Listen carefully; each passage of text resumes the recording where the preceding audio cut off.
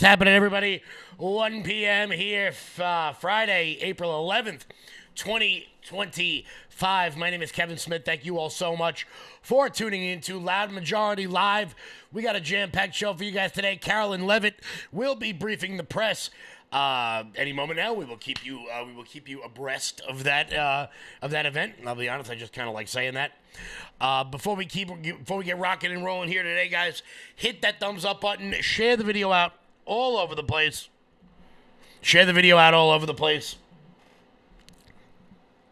That should be good. So, guys, hit that thumbs up button. Share the video out. I feel like I missed you guys yesterday. I feel like I missed you. We ran the cabinet meeting, which I absolutely loved. There was a lot to go over in that cabinet meeting that we didn't really get to critique. It went from 1 to 2. There were a few things that I wanted to make sure that I went over, that everyone took note of as we await Carolyn Levitt speaking here at the 1 p.m. hour. Firstly, something Pam Bondi said during that,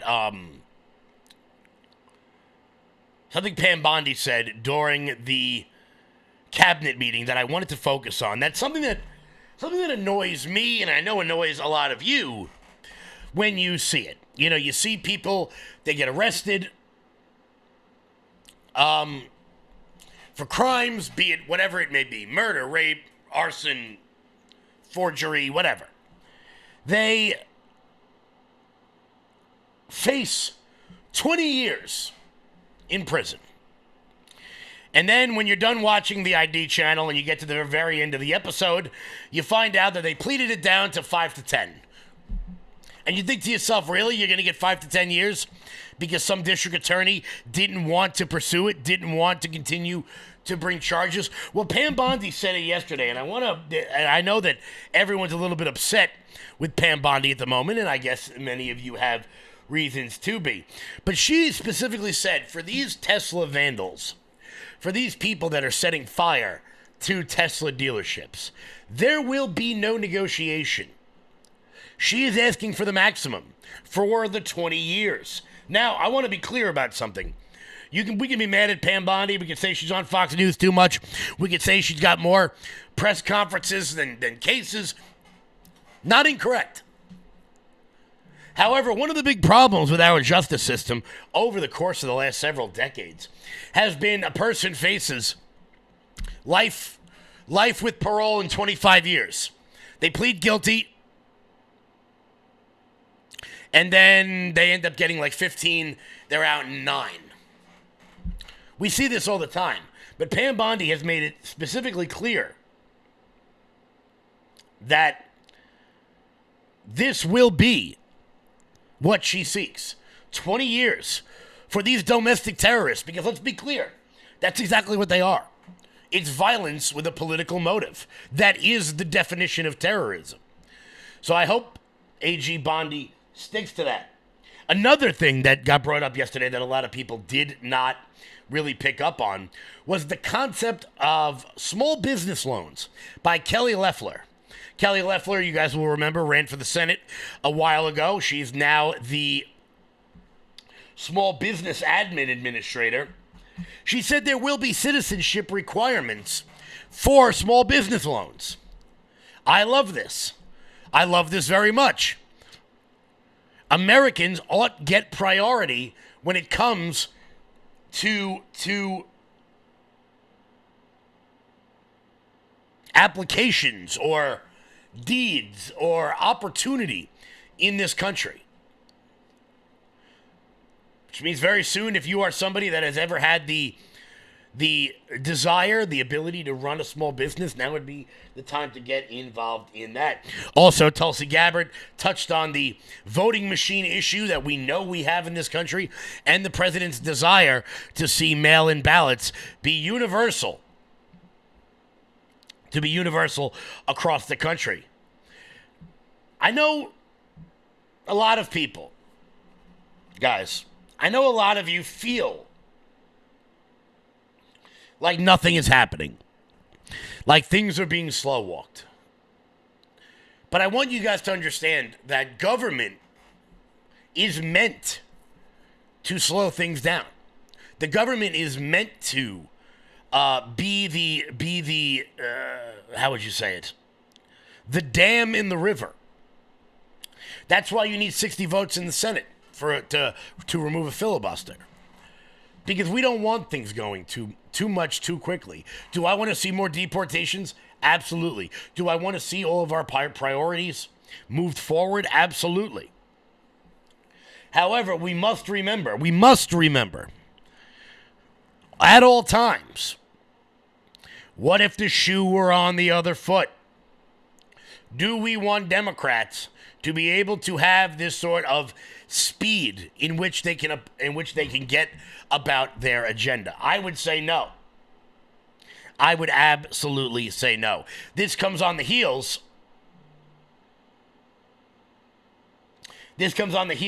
of the House of Representatives passing the president's budget, increasing the debt ceiling, which I want to be clear, I'm not a fan of. I'm not a fan when a Democrat does it. I'm not a fan when we do it.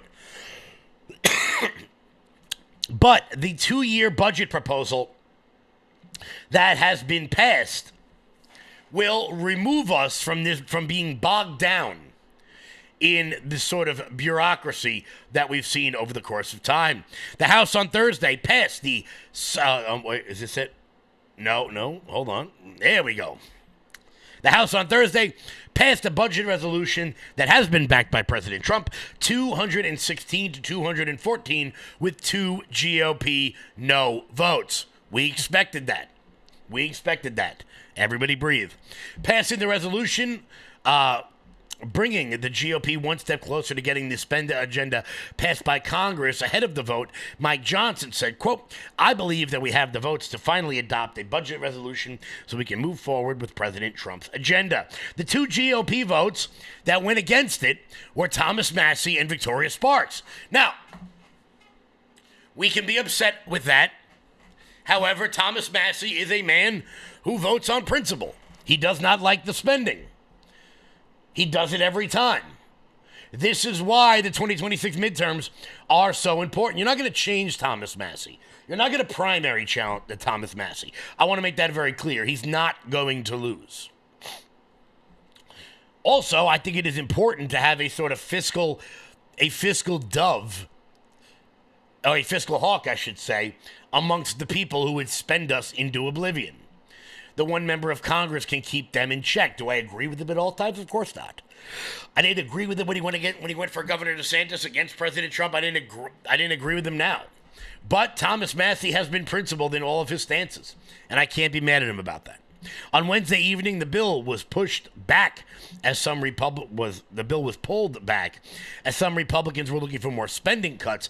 After Republicans talked with Mike Johnson, he told the reporters that that commitments were discussed, including finding at least $1.5 trillion in savings for the American people while preserving essential programs.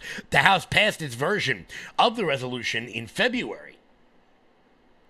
Then the Senate sent back a compromise resolution over the week, and that's the way this works. The House passes a budget, it goes to the Senate, they make some changes, they bring it back to the House, they vote on it. If it passes, then it goes to the Senate for a vote.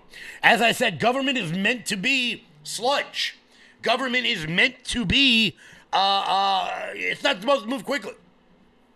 It simply isn't. So I know a lot of people say that we're not moving fast enough, and maybe you're correct. But I think that we are getting a whole hell of a lot done in a very short period of time. Guys, do me a favor and hit that thumbs up button. Share the video out all over the place. I want to say hello to everybody watching as we await the White House press briefing.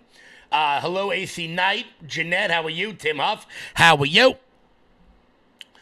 Frank, what's going on, Frank? Oh, Frank Jedlicka's in the chat. What's up, buddy? How is it down there in Florida? We're going to pop this live chat up onto the screen right now as we await Carolyn Levitt speaking at she's supposed to speak now.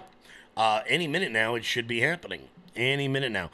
Also, I want to give a big shout out to Tessa. Tessa watching, thank you very much. I do appreciate it. Who just picked up the new Gulf of America bucket hat. Oh, yeah. And the Doge snapback. Oh, yeah. Which you can all pick up over at Loud Majority. You know what? I wonder if I can get both of them. I can't get them both up here at the same time. So we're going to have to suffer through it. I want to show you guys. Check this out. Check out this new addition on the site, the deliverer of pizza, one of my favorite people in the world, Andy Whitman in the chat. Guys, check out this new Gulf of America t-shirt. Oh, yeah. Oh, yeah, Gulf of America. You can get a Gulf of America bucket hat. Look at that bad boy. Pick that up today over at loudmajorityusa.com. That's loudmajorityusa.com. I really do appreciate all the support you guys continue to give this show. Let's cycle through. We got a Gulf of America t-shirt. We got button hats. We got the Doge hat. We have the Dare style t-shirt. Oh, here we go, guys. What do we got? We are ready. We are rocking. Carolyn Levitt. Currently undergoing his routine and long-scheduled physical at Walter Reed Medical Center, and we will have a readout from the White House physician. Last night, Kassina Karolina arrived back safely in the United States after being detained in Russia for more than a year. Since Inauguration Day, President Trump and his team have secured the release of more than 40 detained Americans abroad. This is more than half of the number of Americans released by Joe Biden in 4 years, and President Trump has brought these Americans home in 80 days. This administration will continue to work hard to bring Americans home from around the world.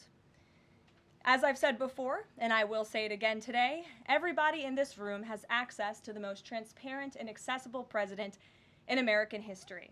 The cabinet meeting yesterday was further proof. President Trump asked each secretary to provide an update to all of you in the media on the critical work they are doing at their respective agencies to deliver on his agenda. And according to new reporting from the Washington Times, who I believe is in this room today, President Trump answered nearly 100 questions from the press, all of you, during his first 3 open press cabinet meetings. And according to new reporting, that's nearly 20 times the number answered by Joe Biden in cabinet meetings during his entire 4 years in office. In more excellent economic news that was released yesterday, the Consumer Price Index report showed inflation fell to 2.4% in March, smashing expectations for the second straight month in a row. This marked the first drop in consumer prices dating all the way back to the COVID pandemic. Prescription drug prices saw the largest monthly decline on record. Prices for airfare, used vehicles, and car insurance all decreased as well. And energy prices fell 2.4% in March, driven by plummeting gas prices around the country. Also yesterday, House Republicans answered President Trump's call to move forward the budget resolution and officially set the stage for the passage of one big, beautiful bill. The American economy will boom after this bill is passed and the rest of the president's pro-growth agenda goes into effect. The largest tax cuts and deregulation in history, coupled with our energy industry unleashed and renegotiated trade agreements that put America first, are the ultimate formula to usher in the golden age of America. On that note, more than 75 countries have now reached out to the Trump administration, eager to address the trade issues that have exploited America and hurt our workers in the process. The phones have been ringing off the hook to make deals, and these countries wisely heeded President Trump's warning not to retaliate, and as a result, they were rewarded with a 90-day pause and substantially lower reciprocal tariff rates during this period so potential solutions can be achieved. Wisely heeded. Past presidents just willingly accepted the failed status quo on trade that ripped off our workers and our companies. But that's not who this president is. He creates his own leverage and negotiates deals better than anyone else who has sat in the Oval Office before him. And that process is currently underway. On another matter, the deadline for registration under the Alien Registration Act is today.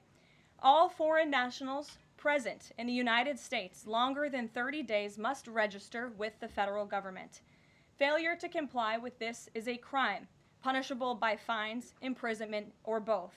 As President Trump and Secretary Noem have both said, if you register and you leave now, you choose to self-deport, you may have the opportunity to return later legally. But if not, you will be arrested, fined, deported, never to return to our country again. The Trump administration will continue to enforce our nation's immigration laws. We will not pick and choose which laws to enforce. We must know who is in our country for the safety and the security of our homeland and for all American citizens. I also have a note from the First Lady to share with you on this Friday. On Tuesday this week, First Lady Melania Trump celebrated the advancement of the Take It Down Act in the House Energy and Commerce Committee. The important legislation passed the committee with bipartisan support, and as you may remember, the President talked about this bill in his address to a joint session of Congress last month. The First Lady remains dedicated to her championing child well-being, ensuring that every young person can thrive, and of course, championing her Be Best agenda. We urge Congress to swiftly pass this important legislation. Here in our new media seat today, we have Jordan Berman. Jordan is a social media content creator and influencer and a lawyer who grew up breaking down the news from a neutral perspective. Jordan is the host of her own podcast called Unbiased Politics, where she dissects the top stories from the week from a legal perspective. Jordan focuses on bringing back real journalism from a nonpartisan perspective and has mastered explaining complex legal decisions to a mass audience in the short-form context. Her two biggest platforms are TikTok and Instagram, where she has roughly 500,000 followers on each. With that, please kick us off, Jordan. Thank you. As you know, yesterday the House passed the SAVE Act, and many married women, soon-to-be married women, are concerned that the new voter ID requirements may inhibit. As you know, yesterday the House passed SAVE, and many married women, soon-to-be married women, are concerned that the new voter ID requirements may inhibit their access to the polls. What assurances can you give women voters in America to ease their concerns? Sure. Well, the SAVE Act, as you mentioned, was passed by the House yesterday. This is the Safeguard American Voter Eligibility Act. I believe I'm getting that correct. And this act is a common sense measure. It would require proof of citizenship for voting in our elections. The Democrats have been fear-mongering about this bill, have been saying that married women, if their name has changed, they didn't change it on their identification, would not be able to vote. That is complete fallacy. There are outlined in the bill about how to avoid that. The president very much supports a common sense solution to ensuring that only citizens can engage in our elections. This is critical to improving the integrity of our elections and also the trust that American citizens need to have in our electoral process. So the president supports this bill, and that is a myth that has been proven wrong by the text of this bill, and I believe some of the co-sponsors of the bill have been very vocal in addressing that, and certainly I myself, as a married woman, would not stand before this podium if the president did not support such a common sense measure. Thank you. For my next question, I actually want to give a voice to the American people. I sourced the question from one of my listeners. Her name is Bryn. She is from Oregon. And she asked, what, if any, plans do you have, the administration, for the money that will be generated by tariffs imposed on foreign goods? How will the administration facilitate the development of American industries when many critical components, labor, parts, etc., are much cheaper and more feasible from foreign entities? It's a great question from your listener, and I want to thank her for submitting it to you to ask. That's the part of the new media seat is so that everyday Americans across the country have a voice in this room. So thank you again for being here. Thanks for the question. The president's point about his trade and tariff agenda is to bolster our manufacturing industries here in our country, to bring down the cost of living here in our country, and to ensure that we are maintaining critical supply chains here in America. We cannot be dependent on countries like China if we want this country to be strong and wealthy. So the president wants to restore wealth to America by shoring up these jobs here at home, which will result in good paying jobs and higher wages for the American public. And so Americans should trust in that process. He effectively implemented tariffs in his first term while driving down the cost of living in this country, and that's what he's focused on doing again. Thank you. As a follow-up question, could I just ask, are there any specific ideas that the administration has as to what that revenue, specific tariff revenue, will be used for? Yes, to the heart of your question, the president has spoke about the trillions of dollars that he expects in revenue from tariffs and how we can use it to pay down our debt and to ensure that we are no longer faced with a crippling national debt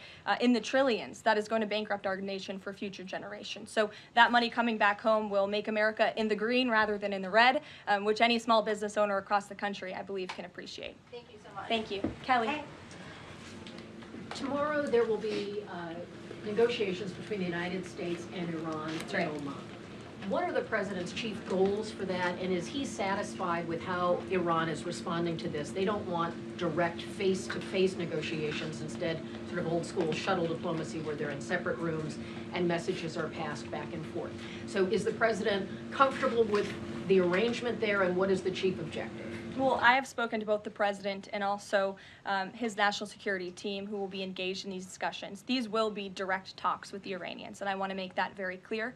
I also spoke to the president just last night about his goal when it comes to Iran, and he has reiterated repeatedly to all of you publicly and also privately to his team here at the White House, his ultimate goal and the ultimate objective is to ensure that Iran can never obtain a nuclear weapon. The president believes in diplomacy, direct talks, talking directly in the same room in order to achieve that goal. But he's made it very clear to the Iranians, and his national security team will as well, that all options are on the table, and Iran has a choice to make. You can agree to President Trump's demand, or there will be all hell to pay. And that's how the president feels. He feels very strongly about it. And can you update us on Mr. Witkoff in Russia and what's happening with direct communications with Vladimir Putin? I can confirm that Mr. Witkoff is in Russia to have direct communications with the Kremlin and with Vladimir Putin. This is another step in the negotiating process towards a ceasefire and an ultimate peace deal in Russia and Ukraine. As these negotiations are ongoing, I obviously will not get ahead of the president or his team, but I think the president has been quite clear that he's been continually frustrated with both sides of this conflict, and he wants to see this fighting end. He wants the war to end. We believe we have leverage in negotiating a deal, to a peace deal, and we're going to use that leverage, and the president is determined to see this through. Sure. Thanks, Caroline. President Trump has said China wants to make a deal on tariffs. The president says he has a great relationship with Chinese President Xi. He's willing to speak with him directly. Why doesn't the president just pick up the phone and get this ball going? All of the things the president just said are true. The president, as I said from the podium just a few days ago when I was up here, would be gracious if China intends to make a deal with the United States. If China continues to retaliate, it's not good for China. The United States of America is the strongest, best economy in the world, as evidenced by the more than 75 countries who have called the administration immediately to cut good deals. So the president wants to do what's right for the American people. He wants to see fair trade practices around the globe, and that's his intention and his goal. So is he waiting for China to make the first move here? I'm not going to comment on communications that are happening or may not be happening, or either way. We'll leave it to our national security team to get these discussions underway. And as always, in the effort of transparency, we will provide updates moving forward. But the president has made it very clear he's open to a deal with China. Why is he optimistic that China's going to make a deal or wants to make a deal? If they're not talking, where's that optimism come from? He's optimistic. Hey, Sean. why would any of our allies work with us to isolate China in a trade war if we're treating friend and foe alike? You'll have to talk to our allies who are reaching out to us. The phones are ringing off of the hooks. They've made it very clear they need the United States of America. They need our markets. They need our consumer base. You saw Prime Minister Benjamin Netanyahu in the Oval Office with the president saying that he was going to bring down all of their monetary tariffs and their non-monetary tariff trade barriers as well. We've heard from South Korea. We've heard from Japan. The president has spoken to Vietnam. We have Italy coming to the White House next week. There's a reason for that, Sean, and it's because they need the United States of America and our business model and our markets to survive, and the president is using that leverage to our advantage. Michael. Hey, thank you, Caroline. Two-part question on China. Beijing says it will simply ignore any further tariff escalations from the U.S. Does President Trump see this as China backing down? And as a follow-up to that, what do you say to people like Shark Tank's Kevin O'Leary who say, you guys simply haven't tariffed China enough? Look, the tariff rate on China remains where it was yesterday, at the 145% level. The president made it very clear when the United States is punched, he will punch back harder. And he hopes to make a deal that benefits the American worker and our companies that have been ripped off for far too long. And he's finally taking bold and courageous action to do that. You know, taking on China is, in the terms of trade and tariffs, is something that both Democrats and Republicans alike have spoken about for decades. President Trump is finally doing it. Caroline, real quick, the president of El Salvador is coming to the White House on Monday. Does President Trump want him to bring Kilmar Abrego Garcia with him? The Supreme Court made their ruling last night very clear that it's the administration's responsibility to facilitate the return, not to effectuate the return. I believe the Department of Justice just filed another brief in the lower court. I would defer you to that for any updates. But as you mentioned, President Bukele will be here at the White House on Monday to talk about the cooperation that is at an all-time high. And we very much appreciate President Bukele and El Salvador's cooperation and the repatriation of El Salvadorian gangs gang members who the previous administration allowed to infiltrate our country. Sure. Thank you very much, Caroline. The president spoke quite highly of the great relationship that he has with the Turkish president. We know that the president might be heading off to the Middle East very soon. Is he planning to meet with the Turkish president, either here in the White House or in Turkey? Any plans? I don't have any details about the president's overseas trip other than to say he was surely going to. Being a content creator can feel like you've always got to be. We will provide the details of that trip as soon as possible. A trip to Turkey or his invitation to the Turkish president is under consideration? I'm not going to comment on the details of the trip, but once they're confirmed, I will certainly let you all know. Yes, Stephen. Thank you, Caroline. I'd like to ask you about presidential health and also about tariffs. On presidential health, are there plans for the president's physician to come here and take our questions? And also, President Trump repeatedly makes remarks about the former president's health. Is he considering using his executive powers to bring any greater transparency there? As I have said, the president is undergoing his long-scheduled physical. It's a yearly physical that every president receives, and we will provide an update on that by the president's physician as soon as we possibly can. And about the former president and transparency regarding his health, are there...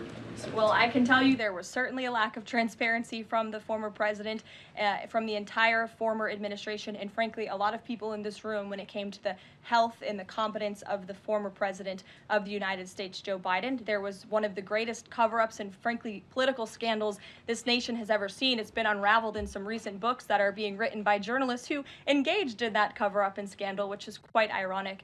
But this president is clearly committed to transparency. You in this room see him and hear from him on a daily basis. You in this room know from covering him, it's hard to keep up with him. He is a machine working around the clock every single day. And the physician, after today's physical, will provide an update on the report in the effort of transparency. If I could ask about tariffs, there have been big swings this week in the Treasury bond yields. There's a theory that it might be because of China dumping these as leverage, driving up costs for U.S. loans like mortgages. Does the White House have evidence that this is in fact a result of Chinese dumping? And if so, is there a message on that? Not to my knowledge, but I would check in with the Treasury Department on that. I can tell you, I know our Secretary of Treasury, Scott Bessent, is keeping a very close eye on the bond market. He spoke about it at the White House this week, and I know he's keeping his eyes on it day to day. Ed. Thanks. Thank you, Caroline. So the administration, I have an administration source who's telling me that we're weeks away from the first deal with the country over tariffs. Where is the administration? How soon can we see that? And what country is that first one? I won't reveal or get ahead of our trade team as these negotiations are obviously ongoing, but I can tell you very good progress has been made. Jameson Greer was on television this morning and I spoke to him and he confirmed that more than 15 offers are already on the table, which is remarkable in just a mere matter of days. And as I said earlier, we've heard from more than 75 countries around the world. This is a team effort. The president has a team of great, brilliant advisors who have been with him every step of the way, and all of them will be divvying up the workload. And I just want to give the president and his trade team credit for taking this on. This is a massive undertaking. There's no doubt about it. We take it very seriously. The president is determined to renegotiate global trade on behalf of American workers. And again, you've seen people on both sides of the aisles calling for this for years, but I think no other president lacked the courage or maybe the work ethic or the stamina to take on such a task. And I know there were some questions about the president's delayed departure earlier to Walter Reed. I'd like to address it was because he's working on this very issue, so he was running a bit behind this morning. On the 90-day pause, what would the president need to see in order to extend that 90-day pause for countries on tariffs? Well, I think the president addressed this yesterday when he said he's hoping that there will be good deals made before the 90 days is up, and we will cut those deals as soon as we possibly can, country by country, tailor-made deals for each and every country as they all propose unique challenges and unique assets to each country, advantages rather, and when that 90-day mark hits, the president will make that decision then. One more, if I could, on a different subject. So a bird earlier attacked my colleague, Peter Doocy, during a live shot at I'm the wondering White if House. that's why Peter is absent from the seat. Is he doing okay? He's recovering. Has anyone checked on him? He's recovering. Is anyone looking into that incident? I could check in with GSA to see if anybody here is looking into it. I also understand there was a mouse in the briefing room earlier today, so I'm hoping somebody checked in on that, as I'm hoping it doesn't run up here and distract me. That would be a good way for all of you to distract me, actually. Have a mouse come run up here. So I'll get an answer for you on that, out of respect for our good friend Peter. Jeff? Why is American consumer confidence so low? Look, I think there's a great optimism in this economy, great optimism for the American people, a lot of reason for people to feel optimistic.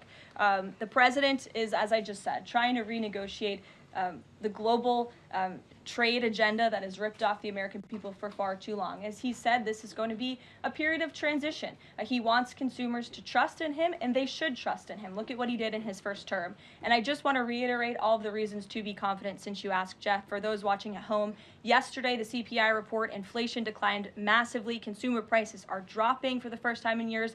Energy prices are down. In fact, oil prices are down 20% since this president took office.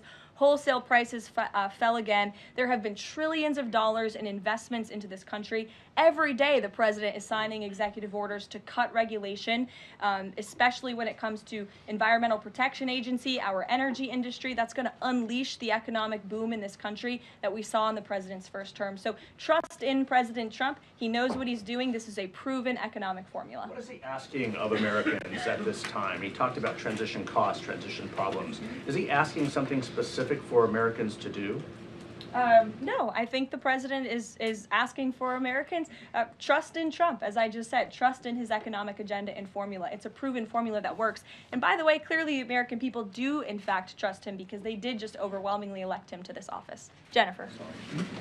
Is he going, I'm asking about the physical, is he undergoing any general anesthesia, and can you outline any of the other tests that he's doing today? He is not. He is undergoing quite a few tests, imaging. Again, it's a it's a yearly physical, so there's quite a lot that goes into it to make sure the president is accomplishing all of his goals, and we will provide a readout of that as soon as we can. And will you be committed to releasing all of the results, as many of the results as possible? Of course, yes. The president's physician will do that. I spoke with him this morning. Sure. Will you guys also consider releasing the president's fitness plan? He actually looks healthier than ever before. Healthier than he did 8 years ago, and I'm sure everybody in this room could agree. Is he working out with Bobby Kennedy? And is he eating less McDonald's? I can confirm the president is in very good shape, as you see, on a near daily basis here. And in that vein, thank God it's Friday. It's been a very long and busy week here at the White House. We will see you all on Monday, and we will release the results of that report as soon as we can. Have a great weekend, everybody. Thank you. Have a great week. Alrighty, guys. So that was Carolyn Levitt with a quick press briefing, shorter than usual. A little bit shorter than usual. It was her. Normally she goes for about 45 minutes, but we will keep it locked in here because there is plenty more to get into. Plenty more to get into. Somebody in the chat just said something very funny that I'm not going to say out loud. I'm not going to say out loud. Guys, do me a favor. Hit that thumbs up button. Share the video out all over the place. This show is brought to you guys by Old Glory Bank. When big banks decide who gets access to America's financial systems and who doesn't, who do you think gets left out? Middle Americans who proudly wave their pro-America values. Cancel culture in banking is corrosive. It limits your participation in a vibrant, free market economy. Fortunately, you can fight back. You now have the opportunity to invest in the bank that's investing in a fair American banking system, one based in freedom. Ownership in Old Glory Bank, the pro-America online bank, is here. Old Glory Bank is a full-service FDIC-insured bank that's the alternative to overreaching, un-American big banks. We stand for privacy, security, and liberty. We stand for freedom, family, faith, and the flag. We stand for all the values you stand for, and for the values big banks can't stand. So help keep banking in the hands of Main Street, not Wall Street. To invest in Old Glory Bank, go to oldglorybank.com. Guys, head on over to own.oldglorybank.com. That's oldglorybank.com. What's happening, everybody? I got to make sure well, what do we got here? People fighting in my chat? What do we got here? What do we got here? Boom. All righty. ZBM, what's happening? Vince Lugal, how are you? Everybody rocking and rolling. S. Gomez, correct. Old Glory. Ben Carson, John Rich. Great company. ZBM, how are you doing? Bad Moon, as always, rocking and rolling here. So, I'm happy to be able to spend some time with you guys because, we had, like I said, we had the cabinet meeting yesterday, and then we had the press briefing today. I feel like we've been away for quite some time, and I don't know. I don't really like that. Also, shout out to the Yankee fan in the chat. I don't think they did very well yesterday, so she's very upset. Hi, Christina. So let's keep moving and grooving here because there was a whole bunch of news breaking over the course of the last several days. Number one, very exciting stuff. The House passed the Proof of Citizenship Act. You heard Carolyn Levitt talking about that in the press room, the SAFE Act, which actually had some Democratic support. It turns out some Democrats have actually come to their senses. I don't think they've actually come to their senses. I think they just know they face tough re-election bids. The House on Thursday passed the Safeguarding American Voting Eligibility Act, or the SAFE Act, 220 to 208, with 4 Democrats who joined all the Republicans present in passing the bill. The bill requires proof of citizenship to be able to register to vote in federal elections. Documents proving U.S. citizenship accepted under the bill include those consistent with the Real ID Act of 2005, a valid passport, a military ID card, alongside a military record of your service that shows a person's place of birth within the United States, a valid government-issued ID card showing the person's birthplace was in the United States, or a valid birth certificate, among many other documents. From the Hill, the 4 Democrats who sided with the Republicans all face tough re-election bids. That would be Ed Case of Hawaii, Henry Cuellar down in Texas. He's in trouble. Jared Golden in Maine, and Marie Perez of Washington. So, other than Henry Cuellar, Democrats from some pretty blue areas, Maine, Hawaii, and Jared Golden up in Maine. This comes as President Trump signed an executive order mandating individuals provide documentation, government-issued ID, proof of citizenship when they register to vote. Look, I think this is a great idea. I think this is an absolutely phenomenal idea. Now, I want to make it clear. Is it going to make my efforts in registering new voters a lot harder? Absolutely. But it is completely worth it. As we've seen, far too many people are on voter rolls, whether purposefully or by accident, than should be. Even if we are going to give the complete benefit of the doubt and say it happened by accident, that's a very serious problem that needs to be addressed in this country. The fact that people have the opportunity to even do so. Moreover, what this does is this enacts what we call the supremacy clause in the Constitution, that local municipalities may not overrule the federal government. Hopefully, this will pass the Senate. Although, if I'm being honest, it does face an uphill battle, as they're going to need at least 6 Democrat votes in order to do so. Will the Democrats come through on this one? Will there be 6 that will flip? I mean, look, I could see a John Fetterman flipping 100%. I don't know if there are any other ones. I genuinely don't know if there are any other ones. So once again, this continues to face an uphill battle, but passing the House of Representatives certainly puts pressure on the Senate to move this thing forward. Democrats argued that the bill would ban something that is already illegal and make it harder for Americans to vote. No, it would make it harder for illegal immigrants to vote. It would not make it harder for Americans to vote. Every one of you carries an ID on you at all times, no matter what. This shouldn't be difficult. They've said under the SAFE Act, most Americans would be unable to register to vote using their real ID, which is not true. Further, under the SAFE Act, almost 70 million American women would be unable to register to vote using their birth certificate simply because they changed their name when they were married. But you heard Carolyn Levitt go over that in the press room. This is completely false. I very much doubt that a married woman like Carolyn Levitt would have any issues there. Not to mention, let's be honest here. More newer age women, most of them keep their last names anyway, for the most part. You know, that the changing of the last name thing is something that has sort of fallen out of common parlance, whether good or bad. Just, you know, a fact, a reality of the scene on the ground. The scene on the ground. More nonsense from Democrats. I can't even believe I'm going to say this sentence out loud after the 4 years that we have dealt with. It's almost like Democrats don't think we remember what they did to this country under the Biden years. But it turns out that Hakeem Jeffries is now claiming, you ready for, I hope you're all sitting down for this one, now claiming that Democrats want to secure the border. Yeah, that's a real sentence. I said that out loud. Republicans are proposing new spending for border security funding in this forthcoming budget bill. Is that something that your conference will support, that sort of security investment? We have to look at the particulars. We believe that we need to secure the border, make sure that it is safe and strong, that the rule of law, consistent with America as a country of a nation of laws, is fully and completely implemented at the border.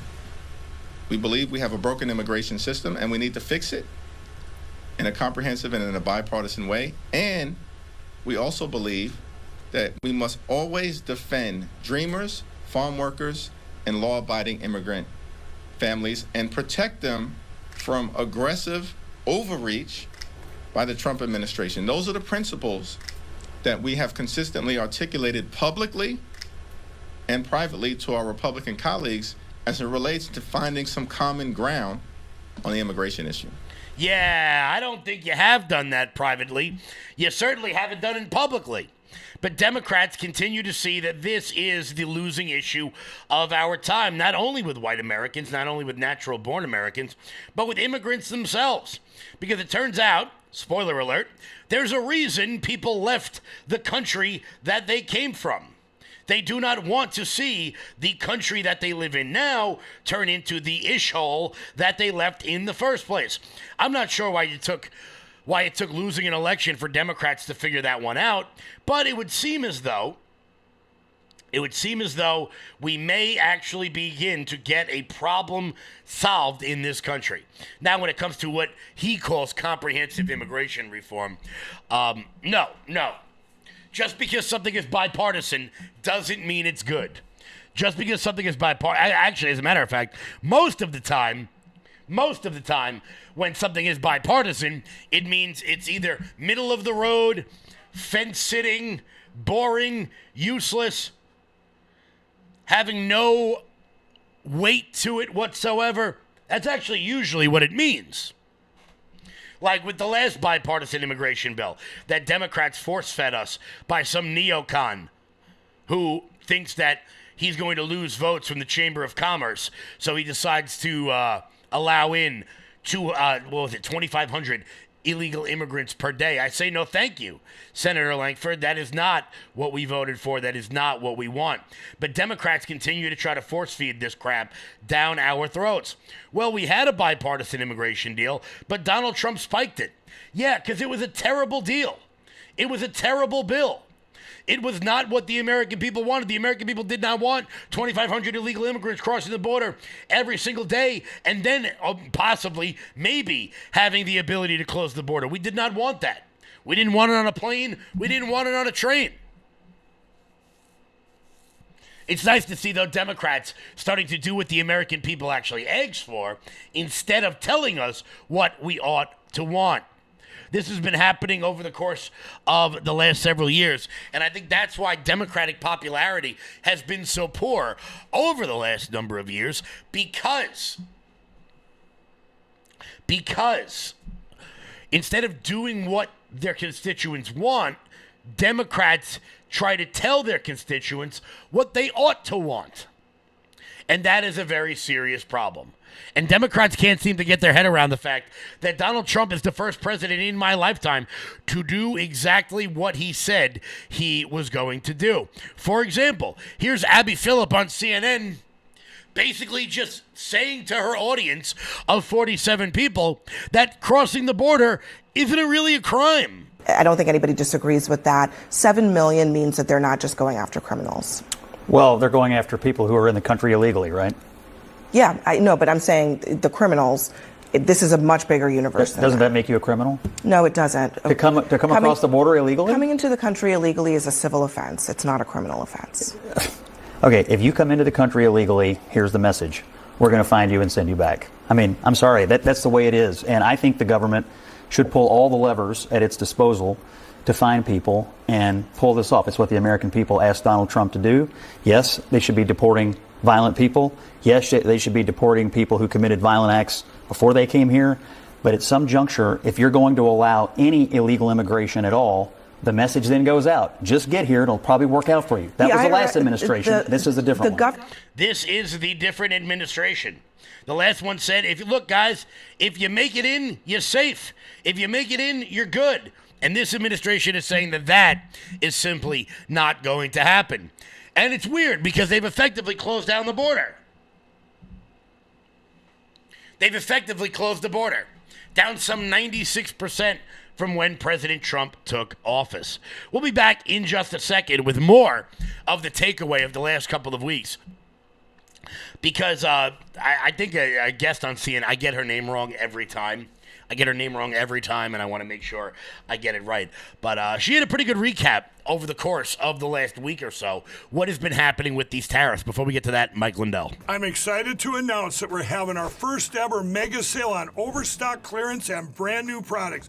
For example, save over 50% on this season's flannel sheets. Queen size only $59.98. Kings only $69.98. They sell out fast every year, so order now. Save 20% on our brand new My Crosses. They're designed in the likeness of the one I've worn every day for over 20 years. They come in men's and women's, and they're made right here in the USA. Get our 2025 six-piece My Towel sets for only $29.98. Our initial quantities are extremely low, so get them now before they go. And our best-selling standard My Pillows, just $14.98. So go to MyPillow.com or call the number on your screen. Use this promo code to take advantage of our first ever mega sale. But wait, remember that $75 free shipping rule? Well, that ship is sailed because right now, every order ships absolutely free. Guys, head on over to MyPillow.com, promo code LOUD.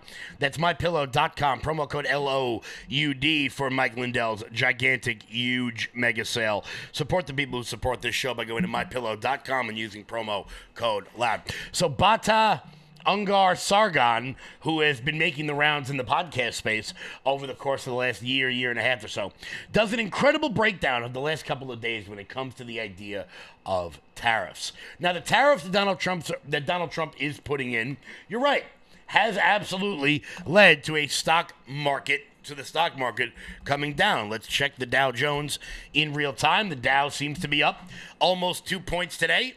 Very nice as we continue to rebound. But it shows more than that, okay? It shows an effort for Donald Trump to show whose side he's actually on. And I'm going to let Bada handle this because she says it far more eloquently than I can. Here's the way I think they're thinking about it. It feels like the direction they're heading in is that what Trump basically wants is for our allies to consume a lot more of our products and for China to produce a lot less of what we consume. And so I think what he's going for is a kind of soft global embargo on China. And the way that he went about doing that is he basically picked up a baseball bat and said to the entire global elites, that's a really nice stock market you've got. It would be a shame if anything happened to it. And the reason that I think that was effective is, Lutnick is saying that they could never have gotten such good deals if that pressure that you're actually describing wasn't there. But I think that was more designed for a domestic audience. And the reason that I think that is this. I've been thinking a lot about the 10 million Americans who lost their homes in the 2008 financial crisis and how President Obama's first act in office was to give $700 billion to the banks that caused it, including $30 billion in bonuses to the crooks who organized it. And I'm thinking about how those very Americans saw a president pick Wall Street over Main Street, and what they saw this whole week was a president willing to go out there and fight for the forgotten men and women of this heartland and take on the entire international global order. First of all, you cannot say All righty. As you see, the end of that clip, the midwits over on CNN, they don't really like that. However, I don't know. It seems like a pretty coherent argument to me. Seems like a fairly coherent thought to me that Donald Trump went out and let Wall Street know, hey, it's a really nice stock market you got there. It would be a shame if something happened to it. What does that mean? I have a friend of mine that works in finance at a big brokerage house. We were talking the other day about the tariffs and how they've affected the markets and what they could affect moving forward. And I said to him, I said, I don't mean to put too fine a point on it, but maybe, just maybe, if the American stock market spent a little bit more time investing in American companies rather than making the quick buck, maybe we wouldn't be in this situation. Maybe Donald Trump's tariffs are a response to Wall Street taking in trillions, leaving us all behind, buying up corporations and selling them off piece by piece, pennies on the dollar. I wish I had this clip pulled up. There's a great clip from Tim Pool's show the other day about what private equity is doing to companies like Party City and Michael's and Joann's and a lot of those craft stores. I'm sure I'm missing a few of them. But what private equity is doing to them to basically undermine their entities. And we are going to be left with husks of buildings all over this country. I'm sure wherever you live, you are seeing the effects of that. You are seeing grocery stores. Well, I should say this. Buildings the size of grocery stores, like a Party City, like a Staples, like a TJ Maxx, large entities like that. If you live here on Long Island, basically the entirety of the Sunrise Mall is now empty. Why? People stopped shopping in malls, yes, but a lot of it has to do with the fact that private equity buys these things up in very nefarious ways, sells off the goods, and then keeps the interest and the profits and the loans for themselves.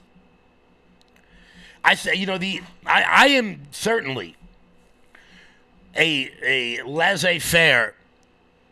I certainly prefer a laissez-faire economic model, but at some point we have to look at these private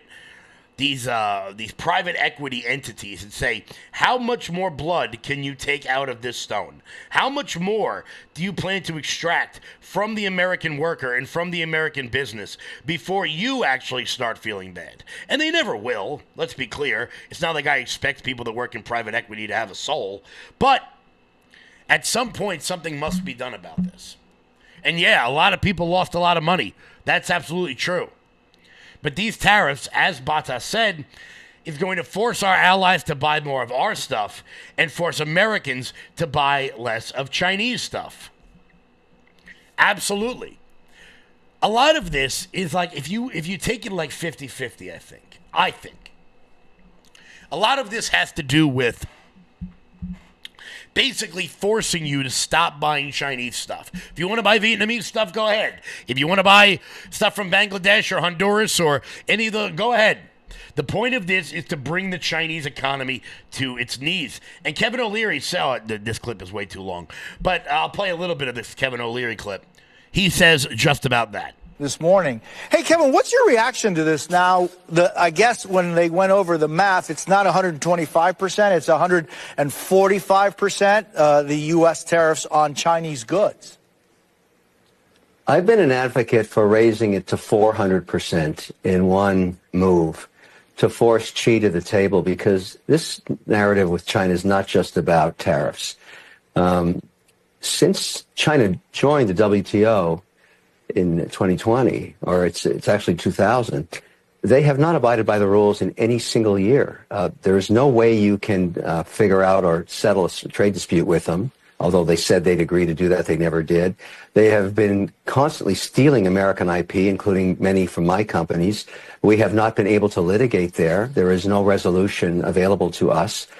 They are using our financial markets. I have to compete with Chinese companies that don't abide by GAAP, listing on NASDAQ and the New York Stock Exchange for investors' dollars, and I am forced to comply, and they're not. They're allowed to use our legal system to sue me here in the United States, I can't do the same in China. So I'm just one hand. I put up my hand. I was testifying yesterday at the China hearings in Washington, and I said I've had enough. And I expect you, lawmakers, and the administration to finally go to task and settle this once and for all, because I don't care if it's 1,000% tariffs. They have to come to the table now and not just settle this trade war. They need to settle all of this unbalanced situation. We need, all of us, look, I have nothing against the Chinese people. I love the Chinese people. All of their contributions to culture over the millennia is well documented. It's the government. They cheat, they steal, they don't play by the rules, and I've had enough. And so I would like this thing worked out. I don't care about the volatility. I don't care if Trump ratchets it up 25% a day. What do you mean? But Wait, Kevin. What do you mean you don't care about volatility if volatility has a direct impact on us as consumers? Because we have to fix this problem once and for all. It's killing us. It's killing small business in America. It's killing large businesses. All the IP these guys steal. You go back and look at all of their technological advancements, and this is a personal estimation, you're going to find source code from American companies back 4 decades ago. These guys don't play by the rules. And administration after administration, whether it be European or American, have not dealt with this. It's enough. We've got to solve this problem. Okay. Now, if we have to squeeze Chinese... Now, I could play you even more of that, but I just want to provide some context for those who don't know. When Kevin O'Leary says that they're stealing IP, what that means is intellectual property. So, take this pen, right? Who the hell makes it? Uniball makes this pen. If I want to steal Uniball's intellectual property, I basically just buy the pen and remake the exact same thing and sell it. They're doing that with many of our entities, particularly in our tech sector. So what do a lot of these big international companies do? Well, they capitulate to the Chinese market. They say, stop stealing our intellectual property and we will work with you. Because if you know how to make I don't know how to make a computer, so this doesn't really fall for me. But if you buy an Apple, it's not hard to make a new Apple computer. It's not hard to know how to do that. And that's basically what China does, leaving many of these companies vulnerable to the international markets. And that is something that is hurting these companies long term that I think some of these tariffs will be able to correct. Guys, it's 2 o'clock. Let's see. Is Will Johnson ready to go? I think Will Johnson is ready to go. Ready to go. Guys, have a great weekend. Everybody take a deep breath. Markets will be fine. Your 401k will be fine. Trust the process. I'll see you guys on Monday. Oh, go to loudmajorityusa.com. Pick up some good stuff. I'll see you guys back tomorrow. Until then, stay loud.